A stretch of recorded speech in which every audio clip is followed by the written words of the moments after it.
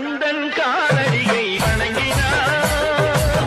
கடவுள்கள் யாவரையும் வணங்குதல் போலே கந்தன் காலடியை வணங்கினார் கடவுள்கள் யாவரையும் வணங்குதல் போலே கந்தன் காலடியை வணங்கினார்